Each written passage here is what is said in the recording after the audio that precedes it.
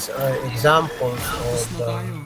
gap analysis, and this is your force field analysis. Dito sa inyong inilagay ko yung example, no, nung gap analysis para makita ninyo yung force field analysis. Okay, ito yon. Ito yon. Nakikita ba ninyo itong aking Yes po. Yan. So ito yung susundan ninyo para ma-draw ninyo yung force field analysis ninyo.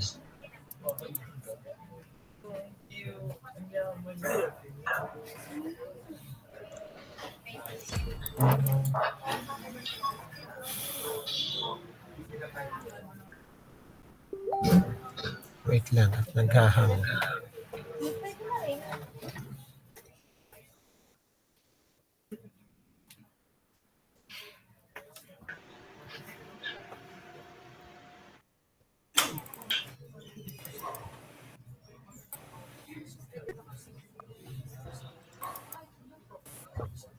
Ayaw mag-open. Wait lang ha.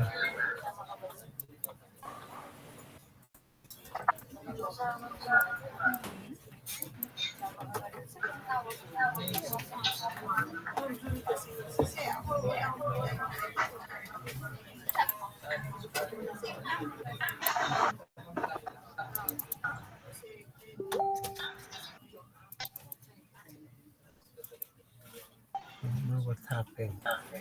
Bakit hindi mag-open?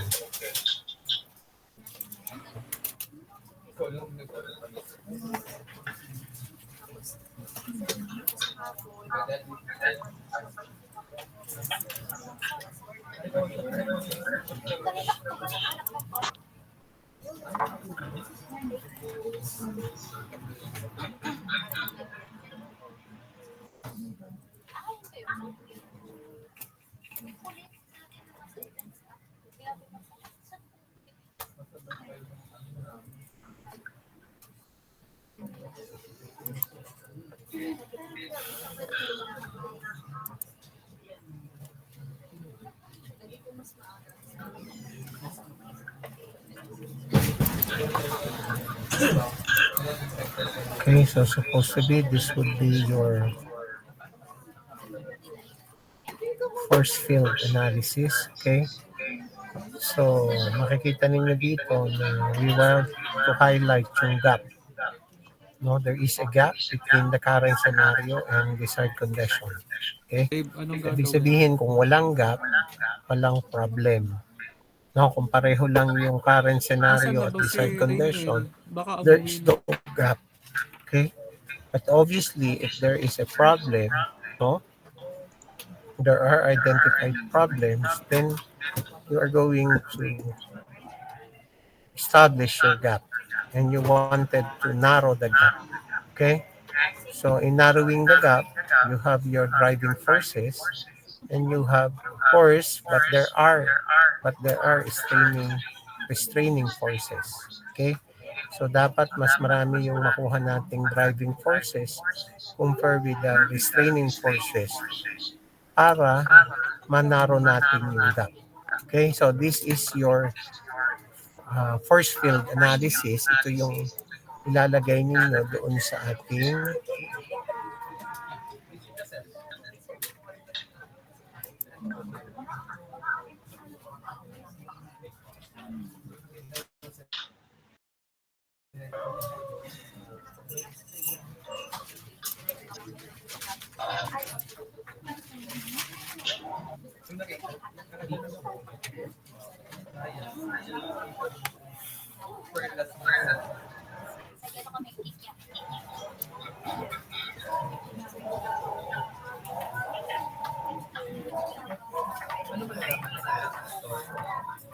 ito yon, no? Draw the corresponding force field analysis. Okay? So, yan yung ating task number 2. And then, yung mga magpapacheck ng ating topic. Okay, ngayon. Okay? Kung ano yung isasubmit ninyo sa task number 2, yun ang aking i-check. So, ibig sabihin, sa task number 2, makaka-identify ka ng isa. You have to identify your research problem. Okay? So from task number 2, you will be able to determine or to identify your research problem or research topic. Okay? So you will not submit anything, but task number 2 shall be the basis in checking your proposed topic. From there, you will be able to highlight which one are you going to focus with. Okay? Which one are you going to focus with? So from there, after drawing the first field analysis, you are going to highlight what is your research problem or what is your research topic. Did you get my point? Naintindihan maga? You able to get that task number 2?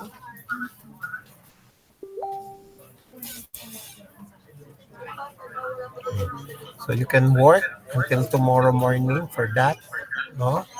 You can submit and then you put your submission in the drive so that I can check it. But but make sure if you are going to submit, no, you highlight what would be your research topic. Okay? And then please update dito in your Google Classroom those who have already their approved topic. Okay? Then yung wala pa, so please identify the group number when submitting your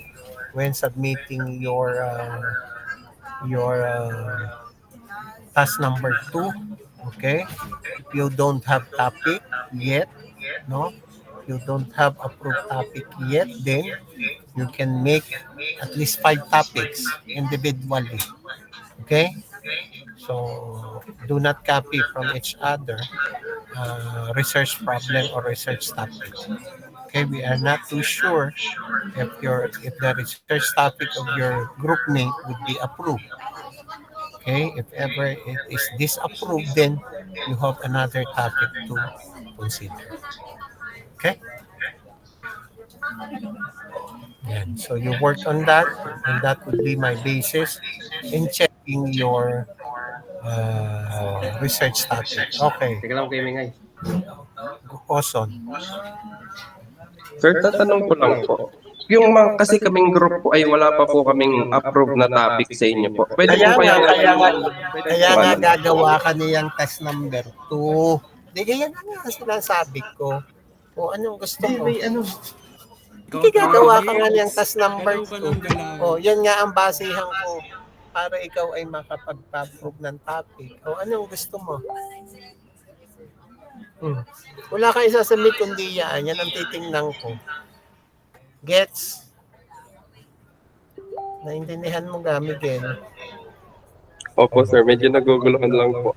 Oo nga, wala kayong isasubmit kundi yan. Yan nga ang iyong isasubmit para ako'y makapag-check ng topic. Yung task number 2, di kay gap analysis. The very purpose of doing task number 2, gap analysis, is for you to come up or propose a research problem or a research topic. Chat mo na At lang. the end of the day, pag nalaman mo yung problem, nalaman mo yung proposed solution, then makaka-come up ka with a research topic. Di kaya yun ang bottom line niya. Ano ang gusto mong gawin? Kaya wala kayong kailangang isubmit na iba. No, yan ang isasubmit niyo. Pag wala kayong isinubmit niyan, if you don't have topic yet, then wala akong checkan. Gets?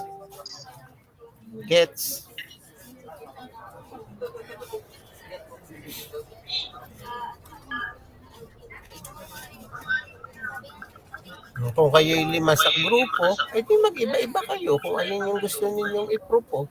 Para kung halimbawa ay na-disapprove yung sa isa, meron ka pang 4 na inaasahan. Kung na-approve ang 2, may disapprove ang 2, may 3 pa. So, kung kayo magkokopyado at hindi kayo gagawa individually, ay wala kayong mai-submit sa akin. Wala kayong topic. No. Kayong topic. Kaya nga I'm talking on for those who have not yet who have na topic yet, then you work on task number 2. If you have your approved topic, then still work on task number 2. No, kasi kailangan ko yan. So, ang dapat na ilagay mo doon sa task number 2 mo, if you have already your approved topic, that is actually aligned sa topic na na-approve sa iyo. Diba? O, mamaya, iba naman yung topic na isubmit. Ganun pa rin, gagawa ka pa rin. Gets?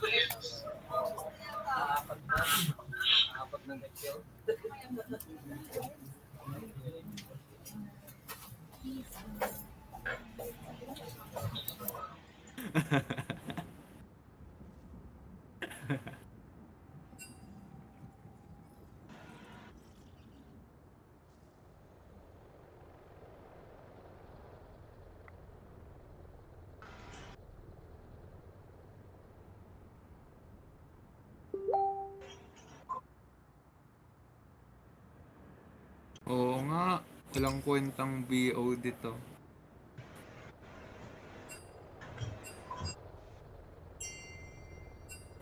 Sila eh. Di ka dinig. Yan, you continue working on that and then you prepare your folder and upload doon sa ating drive. Okay? All your submissions. Makikita naman ninyo doon sa list. These are examples of Tapos na tayo. gap analysis and this is your first field analysis. Dito sa inyong inilagay ko yung example no nung gap analysis para makita ninyo yung first field analysis. Okay, ito yon. Nakikita ba ninyo itong aking Yes po. Yan. So ito yung susundan ninyo para ma-draw ninyo yung first field analysis ninyo.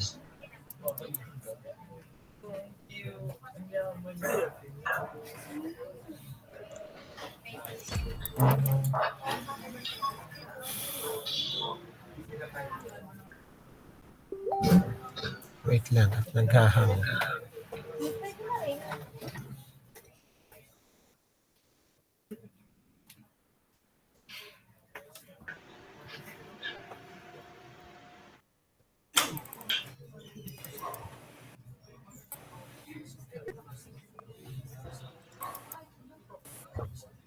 Ayaw mag-open. Wait lang ha.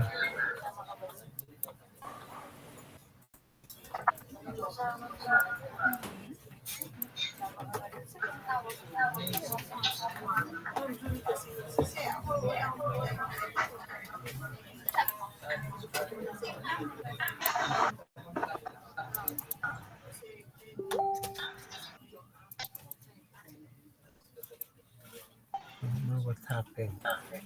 Bakit hindi mag-open?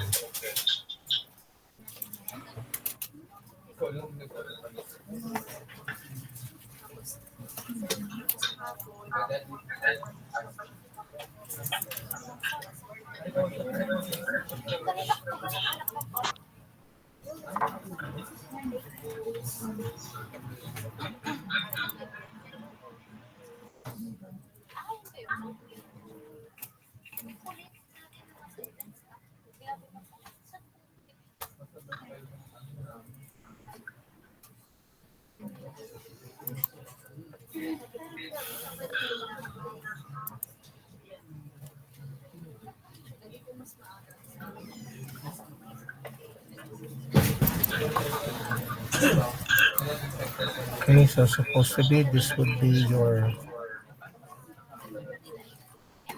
first field analysis. Okay, so makikita ninyo dito na we want to highlight yung gap.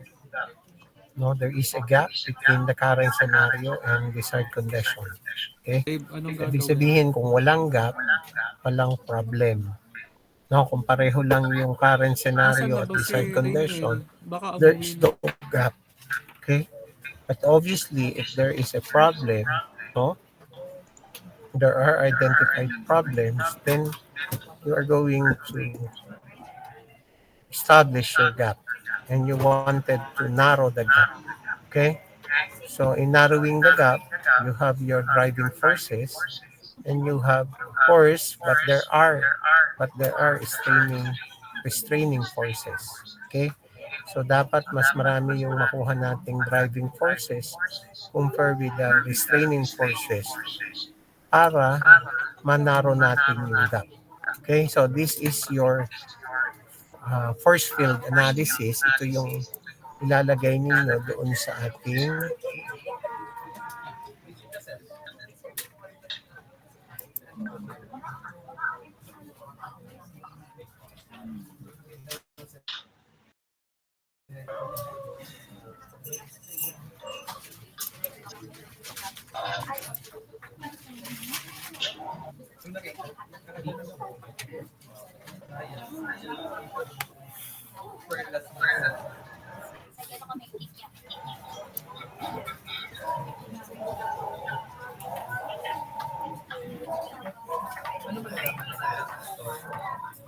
ito yon, no?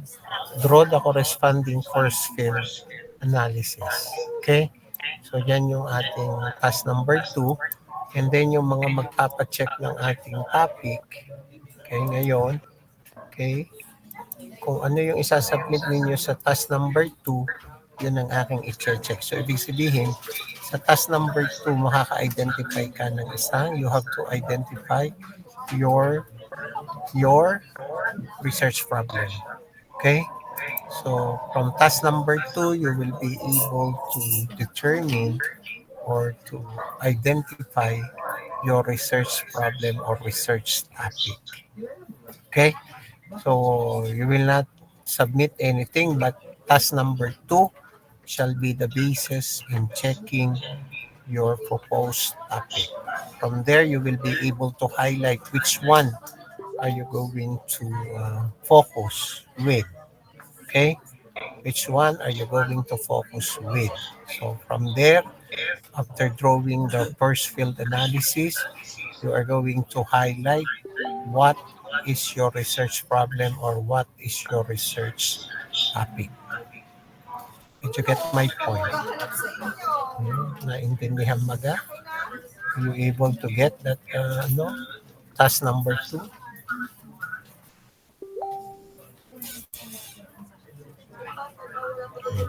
So you can work until tomorrow morning for that. No? You can submit and then you put your submission in the drive so that I can check it. But make sure if you are going to submit, no, you highlight what would be your research topic. Okay? And then please update dito in your Google Classroom those who have already their approved topic. Okay? Then yung wala pa, so please identify the group number when submitting your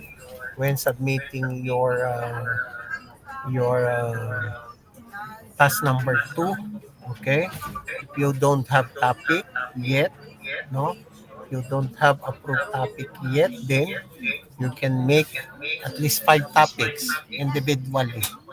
Okay? So do not copy from each other research problem or research topic. Okay, we are not too sure if the research topic of your group mate would be approved. Okay, if ever it is disapproved, then you have another topic to consider. Okay? Yan. So you work on that, and that would be my basis in checking your research topic. Okay, Teka lang kayo, Mingay. Oson. Sir, tatanong ko lang po.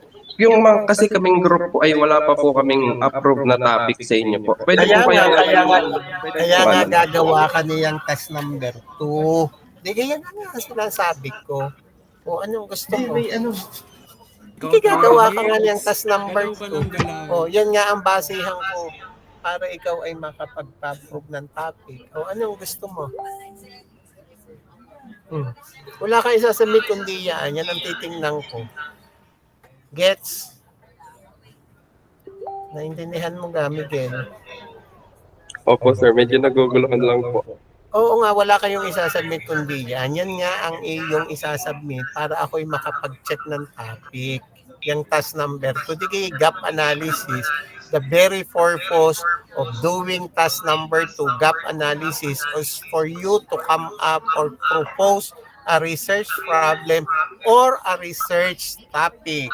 I-chat mo na At lang. the end of the day, pag nalaman mo yung problem, nalaman mo yung proposed solution, then makaka-come up ka with a research topic. Di ka, yun ang bottom line niya. Ano ang gusto mong gawin? Kaya wala kayong kailangang isubmit na iba. No, yan ang isasubmit nyo. Pag wala kayong isinubmit niyan, if you don't have topic yet, then wala akong checkan. Gets? Gets?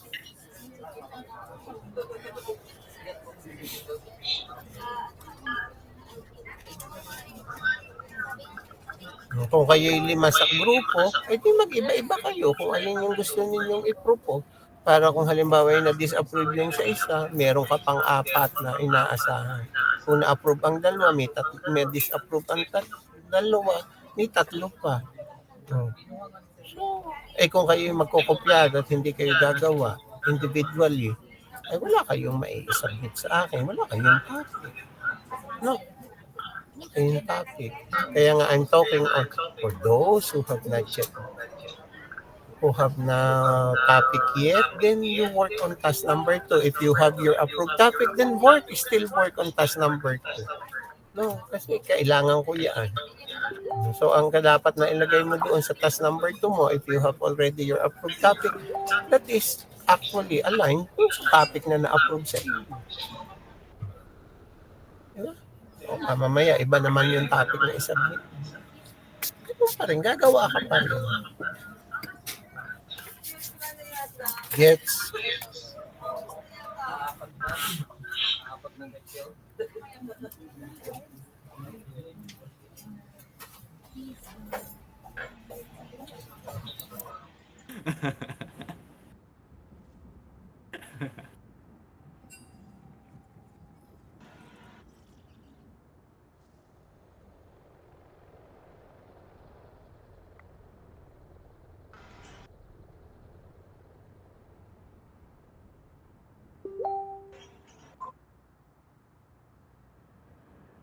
Oo nga. Walang kwentang BO dito.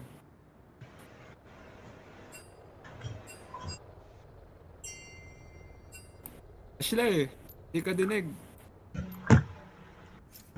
Yan, you continue working on that and then you prepare your folder and upload doon sa ating drive. Okay? All your submissions. Makikita naman ninyo doon sa link na may kanya-kanyang section. Do not put your submission on the folders of other sections. Okay. Thank you. Thank you. We are done na. We are done.